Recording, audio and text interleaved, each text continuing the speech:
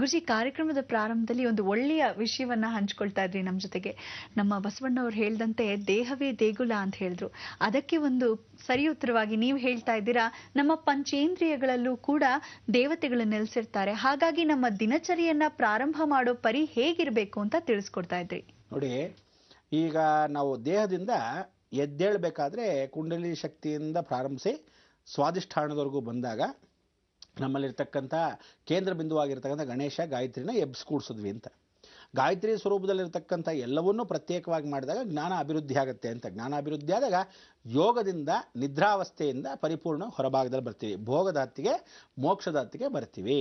ಅದಾದಮೇಲೆ ಮಣಿಪುರದಲ್ಲಿರ್ತಕ್ಕಂಥ ಮಹಾವಿಷ್ಣುವನ್ನು ಸುತ್ತಬೇಕು ಅಂತ ಹೇಳಿದ್ವಿ. ಮಣಿಪುರದಲ್ಲಿರ್ತಕ್ಕಂಥ ಮಹಾವಿಷ್ಣುವನ್ನು ಸುತ್ತಬೇಕಾದ್ರೆ ಅಲ್ಲಿ ಓಂ ಅನ್ನೋ ನಾಭಿಯನ್ನು ಭಾಳ ಚೆನ್ನಾಗಿ ಓಂ ಅನ್ನೋದು ಅದನ್ನು ನಾವೇನು ಮಾಡ್ತೀವಿ, ಬೆಳಗಿನ ಜಾವದಲ್ಲಿ ಹೇಳಬೇಕಾದ್ರೂ ಮೂಗು ಎಡಭಾಗ ಮತ್ತು ಬಲಭಾಗದಲ್ಲಿ ಶ್ವಾಸೋಚ್ಛ್ವಾಸನ ಪರಿವರ್ತನೆ ಮಾಡ್ಕೋಬೇಕು. ಇದನ್ನು ಹೇಗೆ ಅಂತಕ್ಕಂಥ ವಿಚಾರಗಳು ತಮಗೆಲ್ಲರಿಗೂ ಗೊತ್ತಿದೆ. ಅದರಲ್ಲಿ ನಾಭಿನ ನಾವು ಎಡಪಿಂಗಳ ಬಲಪಿಂಗಳದಲ್ಲಿ ಬಿಟ್ಟಿರ್ತಕ್ಕಂಥ ವಿಚಾರಗಳನ್ನು ನೋಡ್ಕೊತಾ ಹೋಗ್ತೀವಿ. ಇದನ್ನು ಸುದರ್ಶನ ಕ್ರಿಯಾ ಅಂತ ಹೇಳ್ತಾರೆ, ನಾಭಿಯಲ್ಲಿ ಶ್ವಾಸೋತ್ಸಾಹ ಅಂತಾರೆ. ಹೇಗೋ ಆ ರೀತಿಯಾಗಿ ಮಾಡ್ಕೊಳ್ತಕ್ಕಂಥ ಶುಚಿರ್ಭೂತ. ಇದಾದಾಗ ಎಷ್ಟು ವಿಶೇಷ ಅಂದರೆ, ನಾವು ಸಾಧಾರಣವಾಗಿ ನಮ್ಮಂಥವ್ರು ಸಣ್ಣ ಆಗಬೇಕು ಅಂದಾಗ ಇದ್ಕೊಳ್ಳಿ, ಎಡಭಾಗದಲ್ಲಿ ಮೂಗದಲ್ಲಿ ಭಾಳ ಉಸಿರಾಡಬೇಕು, ಸಣ್ಣ ಆಗ್ತೀವಿ. ಬಲಭಾಗದಲ್ಲಿ ಭಾಳ ಜನ ಸಣ್ಣಗಿರ್ತಾರೆ, ಎಷ್ಟು ಹೇಳಿದ್ರು ಊದೋದೇ ಇಲ್ಲ. ಅವ್ರು ಎಷ್ಟೋ ತಿನ್ನಬೇಕು, ತಿಂತಾ ಇರ್ತಾರೆ. ಆ್ಯಕ್ಚುಲಿ ನೋಡಿದ್ರೆ ನಾವು ತಿನ್ನೋಕ್ಕಿಂತ ಅವ್ರು ಜಾಸ್ತಿ ತಿಂತಾರೆ. ನಾವು ಹಬ್ಬ ಅಂದರೆ ಒಂದು ಸಲ ತಿಂದು ಎದ್ದು ಹೊರಟೋಗಿರ್ತೀವಿ. ಅವರು ಒಂದು 20 ಸಲ 3 ಗಂಟೆ ಕಾಲಕ್ಕೆ ಸ್ವಲ್ಪ ತಿಂತಾ ಇರಬೇಕು ಅವ್ರಿಗೆ. ಆಗ ವಾಹ್ ಫಸ್ಟ್ ಕ್ಲಾಸ್ ಅಂತಿರ್ತಾರೆ, ನಮಗೆ ಗೊತ್ತೇ ಇರಲ್ಲ. ಹಾಗೆ ಜೀವನದಲ್ಲಿ ಸಣ್ಣ ಇರೋರು ದಪ್ಪ ಆಗಬೇಕಾದ್ರೆ ಬಲಮೂಗದಲ್ಲಿ ಉಸಿರಾಡಬೇಕು. ನೋಡಿ, ಸೂರ್ಯನಾಡಿ ಎಷ್ಟು ಚೆನ್ನಾಗಿ ಇರುತ್ತೋ ಅವ್ರು ಯಾವಾಗಲೂ ದಪ್ಪಗಿರ್ತಾರೆ. ಗುರು ಚೆನ್ನಾಗಿರ್ತಾನೆ, ಗುಂಡಗೆ ಮಾಡಿರ್ತಾನೆ. ಅವರಲ್ಲಿರ್ತಕ್ಕಂಥ ಹಾರ್ಮೋನ್ಸ್ ಎಲ್ಲ ಭಾಳ ಚೆನ್ನಾಗಿ ಅಭಿವೃದ್ಧಿ ಆಗಿರುತ್ತೆ.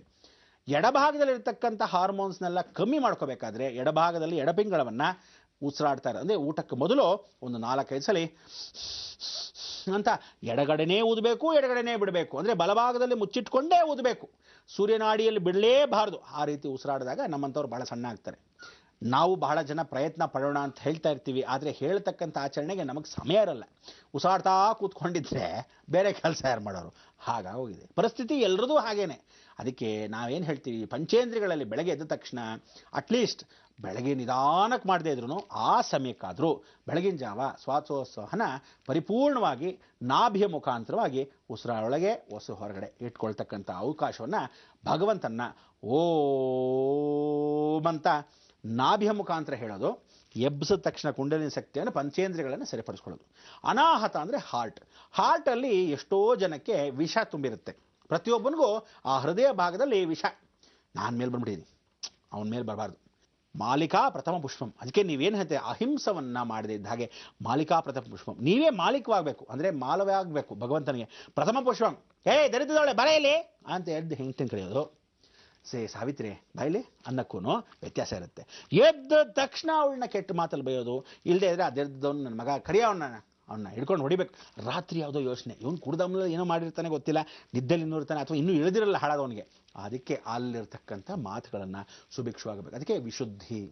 ಇನ್ನು ಆಜ್ಞಾಚಕ್ರದಲ್ಲಿ ಜ್ಞಾನ ಚೆನ್ನಾಗಿರಬೇಕು. ಇವತ್ತು ಎದ್ದ ತಕ್ಷಣ ಆ ಕಾನ್ಸಂಟ್ರೇಷನ್ ಏನು ಮಾಡಬೇಕು ಅಂತ ಬೆಳಗ್ಗೆ ಎದ್ದ ತಕ್ಷಣ ರಾತ್ರಿನೇ ಆಲೋಚನೆ ಮಾಡೋ ಕ್ಯಾಲ್ಕುಲೇಷನ್ ಇರುತ್ತೋ, ನಿಮ್ಮ ದೇಹದಲ್ಲಿ ನೀವು ಎಬ್ಬಿಸದೇ ಇದ್ರೆ ಭಾಳ ಕಷ್ಟ. ಏನು ಮಾಡ್ತೀರಾ ಗೊತ್ತಾ, ಲೋಕಜ್ಞಾನ ಅಂತ ಲೋಕ ನುಡ್ಸೋಕೆ ಹೋಗ್ತೀರಾ. ಎಲ್ಲರೂ ಭಾಳ ಜನ ಸಮಾಜ ಸೇವೆ ಮಾಡೋರಿದ್ದಾರೆ, ಅದರಲ್ಲಿ ಹೆಂಗಸರು ಜಾಸ್ತಿ. ಸಮಾಜ ಸೇವಕರು ಏನು ಸಮಾಜ ಸೇವಕ? ನಿಮ್ಮ ಮನೆ ಸಂಸಾರನೇ ಸರಿ ಇಲ್ಲ, ಇನ್ನೊಂದು ಸಮಾಜ ಸೇವೆ ಮಾಡೋದು. ಇಂಥವರೆಲ್ಲ ಭಾಳ ಜನ ನೋಡ್ಬಿಟ್ಟಿದ್ದೀನಿ.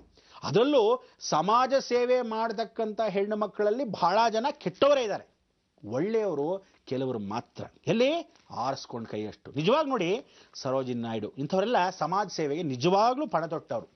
ಕೆಲವರೆಲ್ಲ ಈಗ ಸುಮ್ಮನೆ ಬೂಟಾಟಿಕೆಗೆ ನಾನು ಪಕ್ಷದಲ್ಲಿರಬೇಕು, ಅಲ್ಲಿರಬೇಕು, ಇಲ್ಲಿರಬೇಕು, ಸಮಾಜ ಸೇವೆ ಮಾಡ್ತಿದ್ದೀನಿ.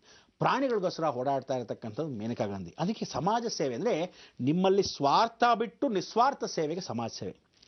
MS ಸುಬ್ಬಲಕ್ಷ್ಮಿ ಸಂಗೀತವನ್ನು ಹಾಡಿ ಇಡೀ ಜಗತ್ತಲ್ಲಿ ಆ ಸಂಗೀತ ಸೇವೆಯನ್ನು ಮಾಡಿದ್ರು. ಅದಕ್ಕೆ ಸಮಾಜ ಸೇವೆ ಅಂದರೆ ಆ ವೆಂಕಟೇಶ್ವರ ನಾನೊಬ್ಬನೇ ಕರೆಯೋದಲ್ಲ, ನೀವು ಕರೀರಿ, ಆ ವೆಂಕಟೇಶ್ವರನ ಸಂತೋಷಪಡಿಸಿ ಅಂತಾಗ ಆ ಕೌಸಲ್ಯ ಸುಪ್ರಭಾತವನ್ನು ಹೇಳಿರ್ತಕ್ಕಂಥದ್ದು.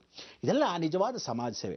ಹಾಗೆ ಬಿಟ್ಟುಬಿಟ್ಟು ನಾನೊಂದು ಮಿಸ್ ಬ್ಯಾಂಗ್ಳೂರ್ ಆಗೋದೆ, ಮಿಸ್ ಇಂಡಿಯಾ ಆಗೋದೆ, ಮಿಸ್ ವರ್ಲ್ಡ್ ಆಗೋದೆ. ಇವಳೇನಕ್ಕೆ ಮಿಸ್ ವರ್ಲ್ಡ್ ಆಗಬೇಕು? ಆ ದುಡ್ಡೆಲ್ಲ ಅಲ್ಲಿ ಯಾಕೆ ಸುರಿಬೇಕು? ಭಾರತ ರತ್ನ ಇವ್ರಿಗೆ ಯಾಕೆ ಕೊಡಬೇಕು? ಬಾಯ್ ಬಡ್ಕೋಬೇಕು? ಈ ನಿಜವಾದ ಆಸ್ತಿಗಳನ್ನೆಲ್ಲ ಹಾಕಿಕೊಟ್ರೆ ಪ್ರಯೋಜನ ಇಲ್ಲ. ಭಾರತ ನಾರಿ, ಭಾರತ ಸಂಸ್ಕಾರ, ಭಾರತ ಹೆಣ್ಣುಮಕ್ಕಳಲ್ಲಿ ಇರ್ತಕ್ಕಂಥ ವಿಚಾರದಲ್ಲಿ ಸಮಾಜ ಸೇವೆ ಅನ್ನೋದು ಮನಸ್ಸಲ್ಲಿರಬೇಕು, ಹೊರಗಡೆ ತೋರ್ಪಡಿಸ್ಕೊಳ್ಳೋದಲ್ಲ. ಅದಕ್ಕೆ ಹೆಣ್ಣುಮಕ್ಕಳು ಯಾವತ್ತಿದ್ರು ಮನೆಯಲ್ಲಿ ಸರಿಪಡಿಸ್ಕೊಳ್ಳಿ, ಫಸ್ಟ್ ಎಲ್ಲ ಸರಿಪಡಿಸ್ಕೊಂಡ ಮೇಲೆ ಹೊರಗಡೆ ಹೋಗಿ ಸರಿಪಡಿಸಿ. ಅಂಥದ್ರಲ್ಲಿ ಬಹಳ ಜನ ತಾಯಂದಿರಿದ್ದಾರೆ. ಇವತ್ತು ಎಷ್ಟು ಸಮಾಜ ಸೇವಕರು ಅಂದರೆ, ಒಂದು ಒಳ್ಳೆ ರಿಟೈರ್ಡ್ ಪ್ರಿನ್ಸಿಪಾಲು ತಾನು ತನ್ನ ಮಗಳಿಗೆ ಎಲ್ಲ ಅಡುಗೆಗಳನ್ನೆಲ್ಲ ಮಾಡಿಸಿಟ್ಟು ಯಜಮಾನರನ್ನ ಕಳಿಸ್ಕೊಟ್ಟು ತಿರುಗಿ ಅವಳು ಪ್ರಿನ್ಸಿಪಾಲ್ ಸ್ಕೂಲ್ಗೋಸ್ಕರ ಬಂದು ಆ ಪ್ರಿನ್ಸಿಪಾಲ್ ಸೀಟಲ್ಲಿ ಕೂತ್ಕೊಂಡ ಸಮಾಜ ಸೇವೆ. ಅಷ್ಟು ನೋಡಿ, ಜವಾಬ್ದಾರಿ ಅನ್ನೋದು ತಮಗಿದ್ದಾಗ, ತಾನು ಮನೇಲಿ ಮಾಡಿದಾಗ ತಾನು ಹೊರಗಡೆ ತೋರಿಸ್ಕೊಡ್ಬೋದು. ಅದನ್ನು ಬಿಟ್ಟು ಮನೇಲೇ ಮಾಡದೇ ಇದ್ರೆ ಹೊರಗಡೆ ಏನಿರುತ್ತೆ, ಅಡಿಯೇನಿರುತ್ತೆ ಅವಳೆಯಲ್ಲೇ ಪುಳ್ಳೆ ಪೇರ ರಾಮಕೃಷ್ಣ ಅಂತ, ಅಯ್ಯೋ ಅನ್ನಕ್ಕೆ ಗಂಡನೇ ಇಲ್ವಂತೆ, ಮಗು ಹೆಸರು ರಾಮಕೃಷ್ಣ ಅಂತೆ. ಅದು ಹೆಂಗೆ ಸಾಧ್ಯನೇ ಆಗಲ್ಲ. ಅದಕ್ಕೆ ಜಗತ್ತಿನಲ್ಲಿ ಫಸ್ಟ್ ಸಮಾಜ ಸೇವೆ ಅನ್ನೋದು ಎಲ್ಲಿ ಬರಬೇಕು, ಹೃದಯದಿಂದ ಬರಬೇಕು. ಅದಕ್ಕೆ ಆಜ್ಞಾಚಕ್ರದಲ್ಲಿ ಫಸ್ಟ್ ಆಂಗ್ಸೈಟಿ ಗಂಡಸ್ಗಾಗಲಿ ಹೆಂಗಸ್ಗಾಗಲಿ ಇರ್ತಕ್ಕಂಥದ್ದು ಹಣೆಯ ಮೇಲೆ ಬರೆದಿರ್ತಕ್ಕಂಥ ನಿಮ್ಮ ಒಂದು ಕೀರ್ತಿಯನ್ನು ಹಬ್ಬಿಸ್ಕೊಳ್ಳೋಕ್ಕೆ ನೀವು ಫಸ್ಟ್ ಸರೋಬೇಕು, ತದನಂತರ ಬೇರೆಯವ್ರಿಗೆ ಉಪದೇಶ. ಅದಕ್ಕೆ ಮಾಡೋದಲ್ಲ ಅನಾಚಾರ, ಮನೆ ಮುಂದೆ ಬೃಂದಾವನ ನೋಡೋಕ್ಕೆ ಫಸ್ಟ್ ಕ್ಲಾಸ್ ಬಾವುಟ ಹಾರಿಸೋದು, ಭಾರತ ದೇಶ ಮೇರಾ ದೇಶ್ ಮಹಾನ್ ಅಂತ. ಇಲ್ಲಿ ದೇಶಕ್ಕಿರಲಿ ಮನೆಗೆ ಇರಲ್ಲ. ಅದಕ್ಕೆ ಸ್ವಾರ್ಥ ಬಿಟ್ಟು ನಿಸ್ವಾರ್ಥ ಸೇವೆಯನ್ನು ಯಾರು ಮಾಡ್ತಾರೋ ಅಲ್ಲಿ ಒಂದು ನಾವು ಇರ್ತಕ್ಕಂಥ ಪಂಚೇಂದ್ರಿಯಗಳನ್ನ ಸರಿಪಡಿಸ್ಕೋಬೇಕು. ನಮ್ಮಲ್ಲಿ ಹೆಣ್ಣುಮಕ್ಕಳು ಬಹಳ ಜನ ಇವತ್ತು ಒಳ್ಳೆ ಸ್ಥಾನದಲ್ಲಿದ್ದಾರೆ, ಒಳ್ಳೆ ಗೌರವ ತಂದಿದ್ದಾರೆ. ಕಿರಣ್ ಬೇಡಿ ಅಂತ ಅವರಲ್ಲಿ ಎಷ್ಟೋ ಜನ ಎಷ್ಟೋ ಗೌರವಶಾಲಿಯಾಗಿ ಬೆಳ್ಕೊಂಬಂದಿದ್ದಾರೆ. ಅವರು ಎಷ್ಟೋ ಕಷ್ಟಗಳಿದ್ದರೂ ಸಹ ಜೀವನದಲ್ಲಿ ಮುಂದಾಳುವಿಕೆ ಹೊಳಿಸಿದ್ದಾರೆ. ಮಿಲಿಟರಿಲಿದ್ದಾರೆ, ಡಿಫೆನ್ಸಲ್ಲಿದ್ದಾರೆ, IAS ಆಫೀಸರ್ಸ್ ಇದ್ದಾರೆ. ಇವತ್ತಿನ ದಿವಸ ಒಳ್ಳೆ ಸ್ಥಾನದಲ್ಲಿ ಗೌರವವಾಗಿದ್ದಾರೆ. ಅದಕ್ಕೆ ನಾವೆಲ್ಲ ನೆನೆಸ್ಕೋಬೇಕಾದ ಈ ಒಂದು ಸಂಸ್ಕಾರ ನಮ್ಮಲ್ಲಿ ಯಾವತ್ತೂ ಇರಬೇಕಾದ್ರೆ ನಾವು ಇನ್ನಷ್ಟು ವಿಚಾರ ಸಂಸ್ಕಾರದ ಬಗ್ಗೆ ಮಾತಾಡಬೇಕು. ಏನು ಮಾತಾಡಬೇಕು? ಆಯ್ತಾರೆ ಬನ್ನಿ.